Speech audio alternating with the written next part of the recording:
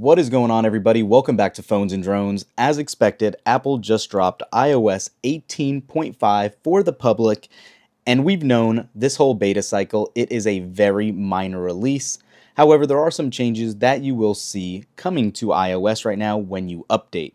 I've used all of these betas and the RC for a little while now, actually since the RC's dropped and since the betas first came out. So we have a little bit to talk about from what we've seen and experienced with our iPhone 16 Pro Max. So let's go ahead and jump into some of these changes. First things first, it is going to be the Mail app. And when you jump into the Mail app, you are now going to have a new option right here when you click those three dots to have the ability to show or hide contact photos. This is something that you could always have done from settings, not necessarily new to this build, but the ability to do it directly in the Mail app is what is new here. So keep that in mind. If you don't like seeing the contact photos, you can take them right off, as you can see here, or turn them right back on with a simple click right in the Mail app. Aside from this also, you are going to now have a new Pride wallpaper as they typically drop in iOS 0.5 releases. And this is what it looks like. It's the Pride Harmony wallpaper, and every time you lock your device, you can see it changes, and the animations are actually pretty smooth. So I'll show you a couple of these really quick. Again, each time you lock it, it'll change. And then swiping up, take a look at that detail there. That's actually pretty cool. So, not necessarily a big fan of this design necessarily, but it is cool to see nonetheless how fluid this update is for the wallpapers here. And if this is something you like, there is an Apple Watch version of this. There's a new watch face for this wallpaper as well. One of the other changes here is the Backtap Banner. If you go into accessibility and then into touch and go all the way down here, you will see Backtap. There is now an option to show or turn off the Backtap Banner. It's nothing big, but if you were to actually go ahead and just tap on your device, you can see the banner that pops up. You can take that off if that's something you don't like to see. It does look a little junky to me. It doesn't really flow with iOS, so if that's not something you like and you do utilize Backtap, keep that in mind. You can now get rid of that as well. And while we're in settings, let's talk about one of the other changes here, and that is going to be in regards to the new banner you get for Apple Care and Warranty.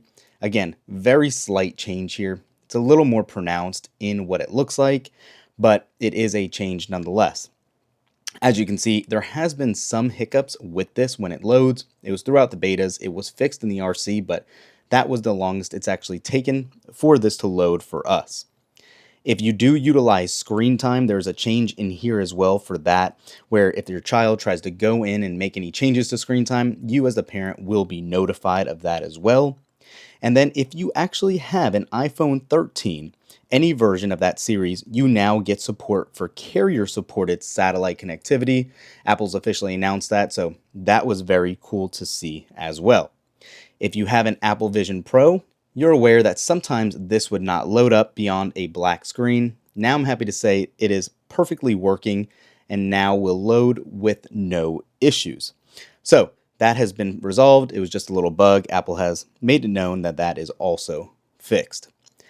And then obviously the big one for everyone, stability and battery life. I'm happy to say scrolling through, jumping around into all of your other apps and all of that, it has been very smooth, and I haven't seen any dropped frame rates or anything of that nature. It seems to have maintained everything pretty well on the actual ProMotion display for 120 Hertz. It is very fluid, so happy to see that as well. Battery life is always subjective depending on what everyone is doing on their devices. I've seen up and down mixed usage cases and battery life, so that's just something to be aware of. I don't think it's necessarily the strongest battery life we've seen, but just something to make you guys aware of.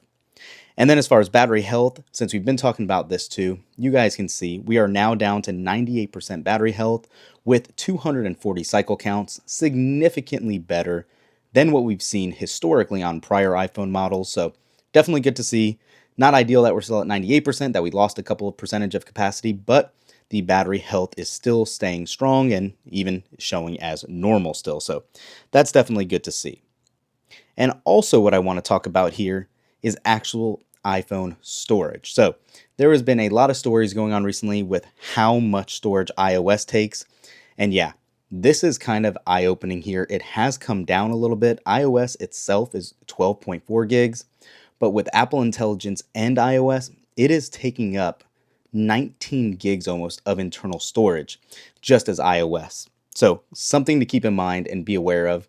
If you are thinking about getting a 128 gig phone next time around, keep in mind you're going to lose about 20 gigs of that just to internal storage.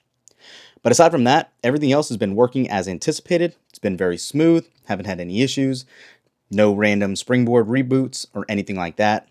Launching the camera with Camera Shortcut, or actually Camera Intelligence if you so choose, it has worked very well, and I am happy to say that it's great.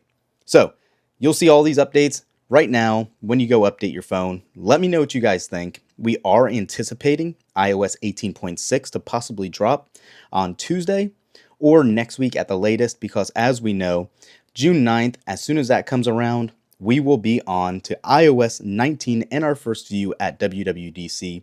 We'll be there. Make sure to subscribe to this video to get all of that content and leave any questions you might have. Thanks for watching. We'll catch you in the next one. Peace.